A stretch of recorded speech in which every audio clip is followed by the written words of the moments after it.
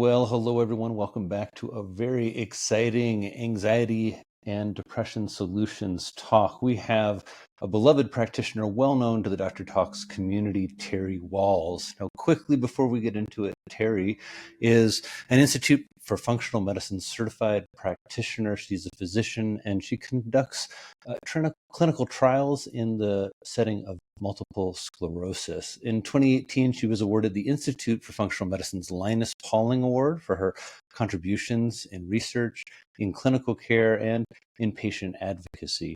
She's the author of the Wahls Protocol, a radical new way to treat all chronic autoimmune conditions using paleo principles, and the cookbook, The Wahls Protocol, called Cooking for Life. You can learn more about her current study on the efficacy of diet, on the quality of life in multiple sclerosis, and so much more about her wonderful work, her research, her clinical care, and her personal history at her website, terrywahls.com. Terry, it's such a treat to have you in our talks here. Thank you so much for joining us. Hey, thanks for having me, Drew. Well, let's get right into this, Terry. How did you get into researching lifestyle medicine? Well, it's my own personal journey, being diagnosed with multiple sclerosis in 2000, experiencing profound disability, such that I was no longer able to sit up. It was a struggle to walk even a few steps with two walking sticks, and beginning to have brain fog. So I was really on the verge of being forced into medical retirement. And that's when I had been reading the basic science, developing a supplement cocktail, which helped a little bit. And I discovered a study using electrical stimulation of muscles in people who were paralyzed. And so I convinced my physical therapist to give me a test session. I discovered the Institute for Functional Medicine, took their course in neuroprotection, had a longer list of supplements, which I happily added. And then I had this really big aha. And of course, Drew, I laugh at how long it took to have this aha. What if I redesigned the paleo diet that I've been following for 5 years based on this long list of supplements? It's like, these are the key nutrients. Where are they in the food supply? So I did more research, redesigned my paleo diet now in a very specific way. And it was magical how rapidly things began to improve. My physical therapist said, you're definitely getting stronger. You advances my exercises. And within a year, I go from being unable to sit up to being able to, walk comfortably without walking sticks, and to be able to go back to biking, which I had not done for 6 years. In fact, I was able to do an 18.5-mile bike ride. So this radically changes how I think about disease and health. It changes the way I practice medicine. And my chair of medicine at the university, he was the one who called me into his office, got me to get a case report written up on my case, and then encouraged me to begin doing clinical trials, seeing could other people do this complicated regimen. So others with progressive MS and significant disability, they do this really complicated regimen. And then what happened? And we had remarkable success. And that launched me into this new direction for research. Because I'd done other types of research. Doing clinical trials in humans was new. So I had to get mentors to learn how to do that. And so I've been doing that now for the last 15 years. And my ideas have gone from being, really condemned as dangerous and crazy, it's roundly condemned in the neurology and the MS community, to now being heralded as brilliant, visionary, and really the grandmother of doing diet and lifestyle research in the setting of multiple sclerosis. Terry, thank you so much for sharing your story. And we're here to talk about anxiety and depression. And so people might be wondering why have I asked our friend Terry to join us? And I think it's because as I hear this story, I'm compelled to wonder so much about your mental health. Having being an active and lively physician, and suddenly you start to get some neurological symptoms. Neurological symptoms are some of the scariest because we just take it for granted. I say move my fingers and they move. We don't. And so when that starts to not function, when you begin to have brain fog, it's so hard on the mental health. And Terry, you're such an inspiration, because so much of in your Wow. story you share, you're reinventing yourself, you're learning, you're getting new mentors, but at the same time, as you say, people were really chastising you. How is your mental health, and can you tell us a Well, little bit how you handle it? what's super interesting, Drew, is beginning as an adolescent, I struggled with depression, and depression has been with me all of my life. Now, fortunately, I also have a certain amount of resilience, like, okay, there are always things that I could be doing to try it. And I figured out early in college that if I was physically active, running, my mood was much better. So, and then, I maintained running, biking, skiing, and then I'm diagnosed with MS. And within a year, I can't run anymore. I put in a pool in my home, so I swim. But of course, I'm doing less and less. And I also have trigeminal neuralgia, so I have to deal with really difficult pain. Excruciating pain, trigeminal neuralgia, Yeah, for everyone who's, this is a cranial nerve that like irritates the face. imagine 10,000 volts being zapped into your face. And so when I'd have a flare, very, very intense pain, very difficult for my family to watch, of course, difficult for me to experience. And as I'm going downhill, I, I'm coming to terms with I'd probably be bedridden by my illness. Very clearly I'm on track for that. Probably demented by my illness now that I'm having brain fog, and probably dying with intractable, horrific face pain. Terrible future. But I have 2 young kids. And How so, old were your kids at this time? well, at the time I'm diagnosed, 8 and 5. At the time that I'm developing brain fog, 15 and 12. And I realized that, my kids are watching me, and either they can watch me give up and give in to the despair that I feel. And I assure you, I'm feeling plenty of despair. Or they can see that I'm doing what I can, doing my little exercises every day, going to work, not complaining, and saying, "Yep, I can give them chores. We can, and personal responsibility." And what is super interesting, Drew, is now that I'm on the other side, and clearly I'm functional, doing well, and my 2 children are now 33 and 30. They talk about the impact of watching me cope with my disability, and that I'm still working out every day, and I'm still staying positive. What an impact that's had on their lives. I think that's why I wanted to speak with you. Is it just I met you years ago, and you are so positive. You're both like effusive and stoic in some way that is really, I find, rare and consistent. And I think I wanted to speak with you so everyone watching can be both inspired and instructed around hearing about these elements of mental fitness and these essential components we need to keep our mental health intact, especially today. And then how, even in the face of such a debilitating, scary illness, and you know about this. You're a neurologist, right? Yeah, it was pretty terrible. And at my worst, like, oh my God, coming to come terms with being bedridden. Now, okay, that's pretty difficult. Demented, that's pretty difficult. Intractable pain, that's difficult. And when it turns on, it can be so severe that if you move your tongue, it triggers the pain. So I get to the point where I can no longer communicate during a really bad episode. Mm. That's a very scary future to have to come to terms with. I can't imagine that we're going to unpack a lot of the nuance of that, but I'm wondering some of the basics that have helped you keep your mental health strong and resilient in the face of mental challenges of, as you say, a longstanding depression, but also then this really chronic illness and debilitating diagnosis. you've touched on a lot of them, and I'm kind of Right. curious, when you So, wake up in the morning, how does it look to you? so fortunately, I've always had this. It's imagine Viktor Frankl, that we have the events of our lives that happen, but whether the event is catastrophic or whatever it is, it's my interpretation of the event that's going to determine its impact on me. And I'm the one who chooses how I interpret that event. Hmm. And between every event in my life and my reaction, there's a space.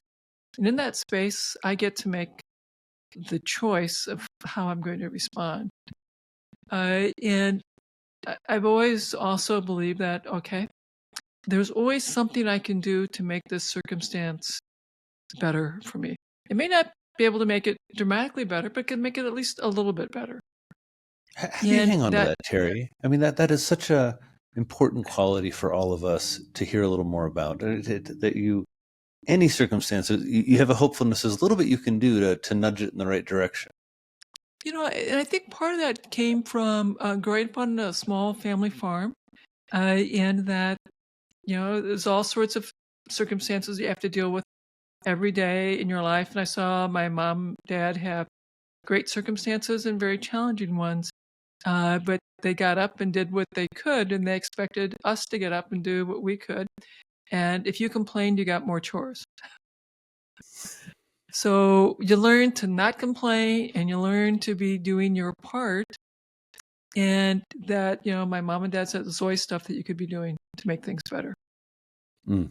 And that message just really stuck with me. And also, getting up at 5:30 when I was in college and medical school, getting up and doing my chores of learning. And I've continued to do that now. Now I get up at 5:30, and my chores are my self-care, because I've figured out if I do my meditation, my workout, my sauna, and fortunately I retired from the VA, so now I can indulge in 2 hours of self-care before my day. But what I've discovered, Drew, is if I do that 2 hours of self-care, I'm far more productive the rest of the day, because my mood is much better, my concentration is better, I have less back pain. So, intermittently I feel like, yeah, I don't really feel like doing that self-care. And I realized at the end of the day, I did not perform as well. So Mm. I get up at 5:30 and I do my routine. So there's a consistency, there's a commitment. I hear in you also that um, attribute that everyone listening, we hear in so many of the folks who inspire us, right? This notion of, I have a routine that I'm committed to, and sometimes I don't feel like it. I still go do my routine, Yeah, and that occasionally life happens, and I can't, because I have agreed to travel or do something, and so I can tell on the days I don't get my self-care in, I do not feel as well at the end of the day. Hmm. Uh, Terry, can we get into a little bit of the nitty gritty of how you deal with depression and also anxiety symptoms? Yeah. I just because one of the things that so many of us are struggling with is, how do we combine, really be integrative? How do we combine the best of conventional medicine and kind of look through the noise and really see the data? There's some very effective treatments. And how do we also utilize and understand the best of functional medicine, that there are Yeah. some interventions, supplements that just have really gotten ignored. I'm curious, how do you do that, and the nitty gritty of how you take care of your symptoms, if you wouldn't mind Well, sharing? for me, one of the things that has been helpful is to realize that my mood ebbs and flows, Oh, so and that's such that a, everybody. That's such a big one. We just say that again, Terry. It's such it's such something that is a my psychiatry we mood all. ebbs and flows. I can feel great joy, happiness, like, okay, that's, and when I'm with my grandson, I definitely have more of that. But then, I have days where my mood is not as good, or I may feel like, I'm not being as successful as I want to be in my research program. And letting some negative self-talk pop in. And then, I stand up, or I might go outside, and I will stand up, do these really big positive affirmations, take up a lot of space, and make declarations. Like take up physical space? Like you I kind take of... up physical space. I put my arms out. I'm Superman. I'm Batman. I'm Wonder Woman. And Terry, then I'm I so start. fascinated. This is when I was in residency training. I was in New York, and somehow I ended up in this like Michael Chekhov acting class, and there were these archetypal stances, and this one was called expansion. And I remember doing it one day when I was in residency. My mood was a little funky because I was a psychiatry resident, and I had this experience you're talking about where it's like a wonderful thing to do. What do you say? What do you get up big, and what do you say? I am strong. I will not be defeated. So I like to have short declarative statements. I like to, another thing, before medical school, I was a martial artist. I competed in full contact resparring. I was ferocious. I would leap out and deck people in the first 3 seconds. It was like so much fun. And so... Terry, I'm just imagining this. He was like, you're growing up on a farm. What type of animals did you all have on your farm? Oh, well, we had, cows, pigs. Then I had a couple of horses. So I rode horses. I trained horses. That was lots of fun. And so, when I'm out there doing my declarative stuff, I'm envisioning the Taekwondo expert, the warrior, and that's who I'm calling up, saying, I'm invincible, I'm strong, I will not be defeated. Well, it's like a warrior stance to get into. You're expansive and you're ferocious, and you're going to win over the... Do you I am the warrior Brunhilde. That's another... Tell us about that. Brunhilde is a Germanic name. My ancestry is Northern European German. So it's another sort of, and when you do this stuff, you got to have fun. Yeah, it's helpful to laugh. And so if I'm sort of in a funk, going outside and being sort of in the warrior pose, and making these short, loud, and you want to be really loud, really dramatic. The actor, because I did theater in high school and college, so bring all of that out, because you want, even if you don't, and what I learned is, even if I don't feel like it, if you act that way with gusto, your brain will catch up. The rest of your brain will catch up. Those mirror neurons will catch up. They will be impacted. And one of the things that was very impactful, when I first got my wheelchair, and I was the head of ambulatory care at the VA, and at that time, I had to make a decision. I was either going to retire or resign from that position, or I was going to convince everyone that everything's going to be fine. It's not that big a deal. And so I made the decision that I have to convince everyone that's going to be fine. So as I walked around or rolled around in my wheelchair, and everyone's like, "Oh my God, what happened to you?" I said over and over again, in a very positive, upbeat way, that this is a great tool. I will be fine. It will allow me to do my job more effectively.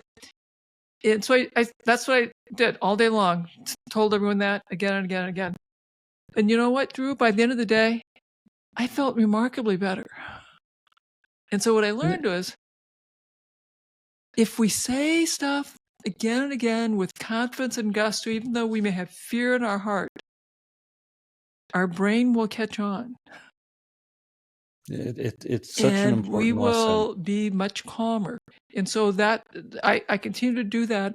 And that's why when the depressed person that is part of who I am is becoming a little more prominent, a very helpful strategy is to go outside or in a room where I can take up a lot of space and get my theatrical self out. The wild artist, the wild martial arts person, to declare victory. It was just so wonderful. I hope everybody it's so much feels fun. Well, it's so much fun, and I hope everybody feels a real radical permission, because so often we feel a little constrained, especially when we're struggling with depression. If we're anxious, the idea that we're going to go yelp and pound our chest and expand into space and grow out sounds, we're going to get teased. It sounds silly. So I want everyone to hear this encouragement from someone, because I do this too. I love this. Yeah. I love getting out and that expression where you feel so alive. You see it in animals. Any animal that spends a lot of time inside, you let them outside, suddenly they're racing around, they're roaring, they're barking, and there's this part of ourselves that we can lose. This very natural part, the playful part, the And I fierce teach my part. patients to do this. As a part of the intake, we go through the process. And I do that either in clinic or via Zoom, where we stand up, beat our chest, and make these warrior declarations. And of course, they start off with small, timid little, and I go, no. And then I demonstrate, the Brunhilde cries, and they sort of laugh, like, okay, come on, now you guys, pick your warrior name, and let's do some warrior cries for you. It's very powerful. It's incredibly powerful, and it's one of those self-care attributes that you're modeling that I hope everybody's really taking in, because there's a lot of talk about self-care. There's a lot of talk in this series around how we can care for ourselves, but then there's just really the doing it. The rubber hits the road. And I wanted to speak with you about, especially in the context of chronic illness, the day-to-day, that it takes a couple hours. There's also a way that you have a relationship with yourself, Terry, that I think is quite remarkable, right? That so often we're looking for someone else to pull us into play or to pull us into our affirmations. And you really, self-care is something that there's a lot of depth to it for you that I think everyone listening is appreciating.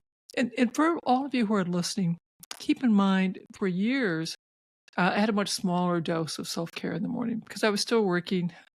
And so I had to figure out how to get my self-care tucked into my time at the VA, between patients, between meetings, and gradually increasing the time. And then, of course, when I retired, I was able to indulge in getting all that self-care in the morning. And that was like, oh my goodness, what a treat. So Well, that's, I retiring think, a from the very VA good point that you have to build was up to phenomenal. it. So Sorry to don't feel like, oh my God, Dr. Wahls is doing 2 hours. There's no way I can find 2 hours in my day. Don't worry about that. Just do what you can at the pace that you can, and be mindful that you could go to the bathroom, and because no one's going to bother you when you're in the bathroom, and have your little self-care in the bathroom. And you can gradually, once you decide to start doing self-care, find little places where you can find a minute here, 5 minutes there, and cumulatively, you will find ways to increase that self-care throughout your day. Terry, thank you so much for all these tips and more than tips, just sharing your experience of, again, the idea that, it's not an instruction to go out and start taking care of yourself for 2 hours every morning, and that's the only way to get through depression and anxiety. In some ways, Terry's suggesting not the opposite, but that you build up to things like that. And if that works for you, great. It doesn't have to be 2 hours, it could be 90 minutes. But right now, could it be 5 minutes today? Is there something that Terry said that's resonated with you that you can take into your day to help you work through whatever way depression and anxiety is giving you challenges right now? That's really what we're here to think about. And Terry, I still am a little curious of how you think through, let's say, like a new medicine comes out for MS, as a number of new medicines for autoimmune illnesses. And at the same time, there's all kinds of new research in lifestyle medicine about saunas or cold plunges. How do you kind of balance those two? Because so often, I find, just like in politics, medicine gets a little polarized. People are, they're one camp or the other. I encourage my patients to keep working with their specialist, whether it's neurologist, whatever specialist, for the FDA-approved treatments. And that if you're having active evidence for disease activity, whether it's MS or your rheumatoid arthritis, you want to turn that off. So you may benefit from FDA-approved treatments to turn that off. Meaning like the and active phase of the disease where there are some, conventional medicine has some great tools in certain phases of great tools. So illnesses. if you have new enhancing lesions on your brain, I don't want those to happen. So disease-modifying treatments may be appropriate. And that's a very personal decision because when you read the side effects that include the risk of death, that's a big decision to make. Mm. However, everyone, regardless of what you feel about taking disease-modifying treatments based on your clinical circumstances, we should all be addressing improving our nutrition, having some sort of stress reduction practice, working to improve our sleep, working to increase our physical activity to meet our physical activity goals. We should all be doing that. And then if you have the resources to investigate the functional medicine test to understand your nutrient levels, toxin exposures, hormonal balance, that would be helpful. However, I want to point out to everyone who's listening, I began these concepts of lifestyle medicine at the VA. I could not do any advanced functional medicine testing at the time. It really annoyed me. But what it did teach me was that just by focusing on diet and lifestyle, we could have a radical improvement in the mood, energy, mental clarity of my patients from a wide variety of disease states. And nearly all of them had issues with mood. Nearly all of them had severe fatigue. Nearly all of them were experiencing brain fog. And most of them had obesity, cholesterol problems, a lot of anxiety, depression, PTSD. And we got remarkable success. And even people living on food stamps, who had been disabled, not working. So functional medicine is great. The advanced testing is helpful, but it's not a requirement. We can have wonderful results simply by making solid step-by-step improvements to your lifestyles, to your diet. Thank you for that. How do we can really take the best of both worlds and also remember those basics of food is medicine and movement is medicine and improving your sleep hygiene tonight is mood medicine and great for anxiety. And so we can do this even if we are living on food stamps. Tell us, you've worked with our veterans, which is, first, thank you for that service and that work. I mean, it's the VA system has really been a focus in terms of improving the healthcare of our veterans. The mental health care of our veterans is really such a huge topic. The idea that we lose more of our service members to suicide than we do to active combat. It's just one of those startling statistics. I don't mean to mix two questions here, both about budget and about working with our veterans, but I have questions about both for you, Terry. And I guess the first is about budget. Lots of people listening, are thinking, okay, how do I afford this healthy food? How do I find time in my schedule? Tell us a little bit about when people are struggling financially, how they can still engage in these aspects of lifestyle medicine. So if you think about things that don't cost money, so you could learn 4-7-8 breath work, some breathing meditations, the box breath, and so meditations, the gratitude meditation before bedtime. So how do you do that? How does that one work for you, Terry? What do you say? So, well, what I think about as I'm falling asleep, and I go through various aspects in my life where I'm thanking. So I might visualize myself as an infant and thanking my parents for caring for me. Or as an adolescent, thanking my parents for letting me have horses, even though I was a cranky adolescent, and thanking my parents for giving me all these chores, which I did not appreciate as a child. But as a young adult, I was very grateful that I'd learned how to get up at 5:30 in the morning and do all that work. So I'll go through various aspects of my life where I may not have shown gratitude at the time, but I'm now thanking the people in that environment. And of course, now I'm thanking my son and my daughter-in-law for becoming parents and allowing me to come watch their son on Fridays. So it's a wonderful way to fall asleep. It's a wonderful practice you can have that doesn't cost any money. Sitting outside in fresh air, assuming you have a space where you could sit outside, get some sunlight. So there are things that we can do that cost us some attention and time. And then looking at what you could do in terms of food. Here in Iowa, we have too many deer. And many of our communities have venison that's free in the city locker. You just come pick it up. So, or that you have friends and family that are hunters, and they were happy to share the venison with you. So we talked about that. We talked about growing some of your vegetables in your garden, growing them in pots on your deck, going to your local farmers market. And it was super interesting as people began spending, and I have to point out that your tobacco, alcohol, sports drinks, fancy coffees are all part of your grocery bill. Your restaurant and fast food is part of your grocery bill. So we help people identify the money you're spending for liquid and food is all part of your groceries. And we'd have cooking classes to teach people how to meal plan so that when they buy groceries, they've planned their menus. So what's really annoying is you buy groceries, don't get around to cooking it, and it rots. And you're like, oh my God, I spent all this money and I didn't consume it.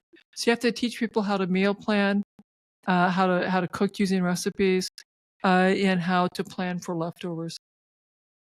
Because so many folks haven't learned how to meal plan, haven't learned how to shop and consume all of the food, all of the groceries that they've eaten. So I'm not so good at that myself, Terry. Are there, and I think everybody listening, that's something we all hate, right? Where we're throwing out, especially if something nice that we bought and we were intentional about it, then life happened, and whatever it was, wild salmon or beautiful vegetables, or I just found 8 years of corn on the cob in the back of the produce where I just forgotten about it, and so yeah, so it's helpful if you will, even for 2 days, 3 days, identify what your protein's going to be, what your vegetables are, and that you can decide, am I going to grill? So we had steak last night, some cooked greens and mushrooms. Really quite lovely. But we grilled 2 extra steaks, which I then sliced, and that's in our refrigerator, so that you could have that tonight with a salad. So, but doing those kinds of things requires a little bit of planning, and many of us, we don't take the time to plan a couple days worth of eating in terms of what your protein and your vegetables will be. It's something you can do at your meal. Like, okay, so what are we going to have the next couple days, and just make a few notes. It'll make it easier to plan for your grocery shopping, and it will decrease the probability of food waste. So I hope everyone hears just a tremendous amount of helpful information. That's what I hear. Think about all the little tips we've gotten from someone who really knows how to walk the talk. If you don't follow Terry on Instagram or on social or get her newsletter, I really encourage you to sign up. I do. And I'll be really frank, I do it for the inspiration. I find Terry really inspiring. From the very first time I met you way back in the day at Mind Body Green, revitalized, so brought us all fun. together. You had kale on the back of your business card. And I was a little nervous. I think my first book had just came out, and I just thought, this is a kindred spirit.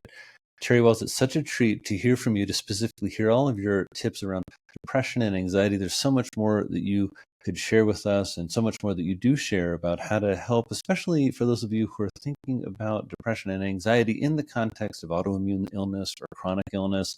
It's such a specific issue or specific set of circumstances around these symptoms. I'm so grateful that we've had you join us. Everyone, I'm Dr. Drew Ramsey. Thank you so much for another wonderful talk here for the Anxiety and Depression Solutions. We'll be back with another wonderful guest here really soon. Terry, thank you so much. Thank you.